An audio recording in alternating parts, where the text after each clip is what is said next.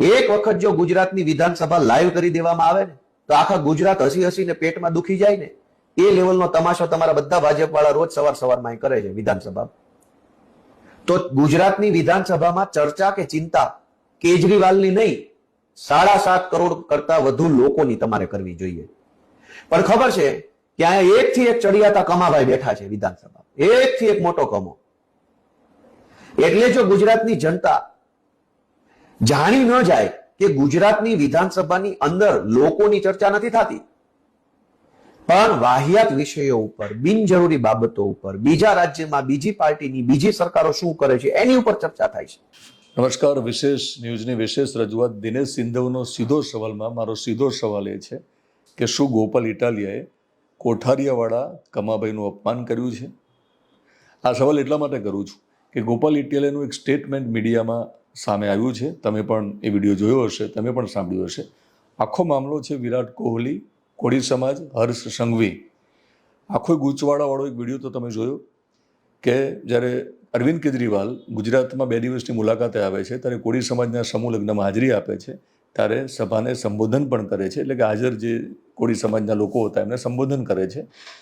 ત્યારે એમની સ્પીચનો એક ટુકડો મીડિયામાં રીલના ફોર્મમાં આવે છે, મીડિયામાં વાયરલ થાય છે. જે મીડિયામાં શરૂઆતમાં 2 દિવસ પહેલાં એવું કહેવામાં આવ્યું, जैसा अभी उन्होंने बताया, क्रिकेट प्लेयर जो कोहली हैं, कोहली समाज से हैं, पूरी दुनिया के अंदर कोहली समाज. કે અરવિંદ કેજરીવાલે એવું કહ્યું કે વિરાટ કોહલી કોળી છે. એ વિડીયો બહુ ચાલ્યો. એ પછી એક સમાચાર આપણી સામે એ પણ આવ્યા કે હર્ષ સંઘવીએ વિધાનસભામાં એવું કહ્યું કે ગુજરાત, નામ લીધા વગર કહ્યું, તેમને અરવિંદ કેજરીવાલનું નામ નહોતું લીધું, તેમને એવું કહ્યું કે એક નેતા ગુજરાતમાં આવ્યા હતા અને તેમણે એવું કહ્યું કે વિરાટ કોહલી કોળી છે. આ વિડીયો અને આ વાત સાંભળીને અમે ખૂબ હસ્યા. હવે આ પણ સમાચાર બને છે. એટલે હર્ષ સંઘવી એવું કહેવા માંગતા હતા કે વિરાટ કોહલી કોળી નથી.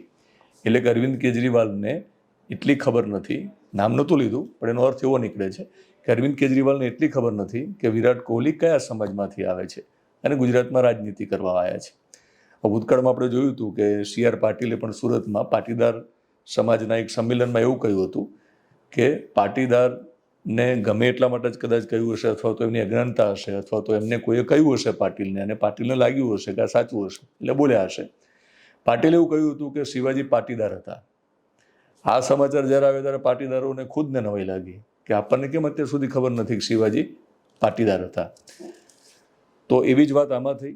હર્ષભાઈ કદાચ એવું જ કહેવા માંગતા હશે કે કેજરીવાલને પણ ખબર નથી કે વિરાટ કોહલી કોળી નથી. હવે આખો મામલો ક્યાં ગૂંચવાયો છે? આ ગૂંચવણ થઈ, ગૂંચ ઊભી થઈ. આમાં પ્રોબ્લેમ ખરેખર એવો થયો હતો અને સાચી વાત એ હતી કે અરવિંદ કેજરીવાલ એક જુદા સંદર્ભમાં કહી રહ્યા હતા, પણ જ્યારે કોહલી હિન્દીમાં બોલ્યા અરવિંદ કેજરીવાલ તો કોળી સંભળાયું. આપણે એક વિડીયોમાં તમે જોયું પણ હશે કે જેમાં આપણે સ્પષ્ટતા પણ કરી કે ભગવંત માનની સ્પીચ અરવિંદ કેજરીવાલની સ્પીચ પહેલાં હતી, જેમાં તેમણે એવું કહ્યું કે ઇંગ્લેન્ડની ટીમમાં એક વિક્રમ સોલંકી નામનો પ્લેયર છે, ક્રિકેટર છે, બહુ સરસ રમે છે, જેનું મૂળ ગુજરાત છે એવી ખબર પડી. इंग्लैंड की टीम में बहुत अच्छा प्लेयर जिसने बहुत अच्छी क्रिकेट खेली, विक्रम सोलंकी, तो वो जब टीम में खेलता था वो मुझे इतना पता था कि गुजरात से है. अब आके पता चलता है कि वो सोलंकी, विक्रम सोलंकी भी कोहली समाज से है. અને સાથે સાથે એવી પણ ખબર પડી કે કોળી સમાજમાંથી છે એટલે વધારે રાજી થયો એવું ભગવંત માન, જે પંજાબના મુખ્યમંત્રી છે, એમને કહ્યું. એ પછીની સ્પીચ અરવિંદ કેજરીવાલની હતી. जैसा अभी उन्होंने बताया, क्रिकेट प्लेयर जो कोहली हैं, कोहली समाज से हैं, पूरी. એટલે અરવિંદ કેજરીવાલે અનુસંધાનમાં વાતને આગળ વધારીને બોલ્યા કે कोहली समाज में भी क्रिकेटर है, जो अच्छी बात है. અરવિંદ કેજરીવાલ જ્યારે કોહલી હિન્દીમાં બોલ્યા ત્યારે કોહલી સંભળાયું, એની રીલ બની, પણ ભગવંત માન જે બોલ્યા હતા એ કોઈએ સાંભળ્યું નહીં, જેથી એ સંદર્ભ ન સમજી શકાયો. એના ઉપર હર્ષભાઈએ વિધાનસભામાં આખો મામલો લીધો, એ મુદ્દે બોલ્યા. એને લઈને ગોપાલ ઇટાલિયાએ પાછું સ્ટેટમેન્ટ આપ્યું. ગોપાલ ઇટાલિયાએ તેમને ફરી 8 પાસવાળી વાત યાદ દેવડાવી હર્ષભાઈને. લોક લાડીલા પણ ગયા, પણ સાથે સાથે એવું પણ કહ્યું કે ગૃહમાં બહુ મહત્વના મુદ્દે તમારે નાયબ મુખ્યમંત્રી તરીકે બોલવાનું હોય, તમે અરવિંદ કેજરીવાલ અને કોહલી અને કોળી સમાજવાળી વાત ઉપર બોલ્યા એ યોગ્ય નથી. પણ આ સવાલ હું એટલા માટે કરું છું કે ગોપાલભાઈની આ વાત સાચી હોઈ શકે, લોકશાહીમાં એમને હક છે કે વાત મૂકી શકે કે નાયબ મુખ્યમંત્રીએ આવી નાની બાબતોમાં વિધાનસભામાં કોઈ એવી ટીખળ ન કરવી જોઈએ કે કોઈ ટીકા ન કરવી જોઈએ કોઈ નેતાની. એમને કાયદાની વાતો, મુદ્દાની વાતો અને વિકાસની વાતો અને બજેટની વાતો કરવી જોઈએ, એવું કદાચ ગોપાલભાઈ કહેવા માગે છે અને એમાં સાચા પણ છે. પણ આ વાત સમજાવવા માટે ગોપાલ ઇટાલિયાએ કમાભાઈનો ઉપયોગ કર્યો અથવા તો કમાભાઈની વાતને આગળ ધરીને સમજાવવાનો પ્રયત્ન કર્યો. તેમને એવું કહ્યું કે અમને તો દરરોજ તમને જોઈને શું આવે છે. ગોપાલ ઇટાલિયાએ એવું કહ્યું, તમે એ વિડીયો સાંભળ્યો, એમ કહ્યું કે અમે તો તમને દરરોજ જોઈને બધા હસીએ છીએ, કારણ કે અહીંયા એકથી એક કમાભાઈ બેઠા છે. તો ગુજરાતની વિધાનસભામાં ચર્ચા કે ચિંતા કેજરીવાલની નહીં, 7.5 કરોડ કરતા વધુ લોકોની તમારે કરવી જોઈએ. પણ ખબર છે કે અહીંયા એકથી એક ચડિયાતા કમાભાઈ બેઠા છે વિધાનસભા, એકથી એક મોટો કમો. એકથી એક કમાભાઈ બેઠા છે એનો અર્થ શું? કે કોઠારીયાવાળા કમાભાઈ જે કીર્તિદાન ગઢવીના કારણે ચર્ચામાં આવ્યા, પછી લોકપ્રિય થયા અને આજે આખું ગુજરાત ઓળખે છે. હવે કમાભાઈ જે છે એ સામાન્ય બાળક નથી, આપણને ખ્યાલ છે. સામાન્ય બાળક જેટલી એમનો બુદ્ધિનો આંક ન હોઈ શકે, એટલે આપણે એને સ્પેશિયલ ચાઇલ્ડ કહીએ છીએ, જેને આપણે દિવ્યાંગ પણ કહીએ, કારણ કે ભગવાનનું સ્વરૂપ છે, બાળક છે. અને કમાભાઈ એ એક વિશેષ ભગવાનનો દીકરો છે, કે આપણે એવું પણ કહી શકીએ, એટલે કે સ્પેશિયલ ચાઇલ્ડ છે. એટલે સ્વાભાવિક છે કે કમાભાઈ અને કમાભાઈ જેવા જે બીજા બાળકો છે, જે સામાન્ય બાળકો જેવા નથી, જે બીજા અર્થમાં ઘણીવાર લોકો એને મંદ બુદ્ધિના પણ કહેતા હોય છે, પણ સાચો અને સારો શબ્દ છે દિવ્યાંગ. એટલે બુદ્ધિના સ્તરની વાત આવે તો સ્વાભાવિક છે કે સામાન્ય બાળકો કરતાં એમની બુદ્ધિ ઓછી હોવાની, પણ માણસો તો છે એ લોકો.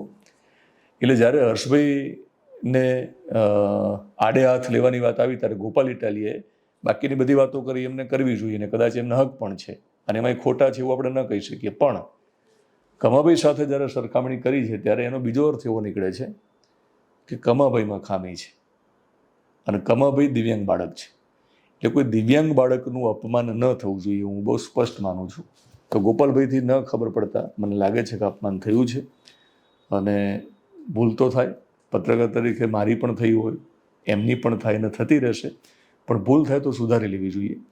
તો ગોપાલ ઇટાલિયાને હું એક વ્યક્તિગત રિક્વેસ્ટ કરું છું, અંગત રીતે રિક્વેસ્ટ કરું છું કે આ વાત હોય કે ભવિષ્યમાં બીજી વાત તમારે સમજાવી હોય તો તમે દિવ્યાંગ બાળકનું ઉદાહરણ આપીને ન સમજાવો. કારણ કે કમાભાઈ કોઠારીયાવાળી વાત તમે જ્યારે જે સંદર્ભમાં અને જે રીતે કરી રહ્યા છો એમાં એનું અપમાન થયું છે. તો દિનેશ સિંધવનો સીધો સવાલમાં જ્યારે ફરી મળીશ ત્યારે એક નવો સવાલ હશે. એ સવાલ તમારા વતી જ પૂછવામાં આવશે. તમારા મનમાં જે સવાલ ઊભા થાય છે ને હું અહીંયા પૂછી લઉં છું. એ સવાલ હું કોઈ પણને પૂછી લઈશ, હિંમતથી પૂછી લઈશ. તો દિનેશ સિંધવનો સીધો સવાલ તમને પસંદ હોય તો કોમેન્ટ બોક્સમાં લખશો, ના પસંદ હોય તો પણ લખજો. લોકશાહીમાં બધી જ કોમેન્ટને આવકારવી જોઈએ અને વેલકમ કરવી જોઈએ. પણ તમને લાગતું હોય કે ના અમારો પ્રયત્ન બરાબર છે, યોગ્ય છે, દિનેશ સિંધવનો સીધો સવાલ, આ રજૂઆત તમને પસંદ છે, તો આપણી યુટ્યુબ ચેનલને તમે સબસ્ક્રાઈબ કરશો. ઇન્સ્ટાગ્રામ અને ફેસબુક પેજમાં જોતા હોય તો ફોલો કરશો.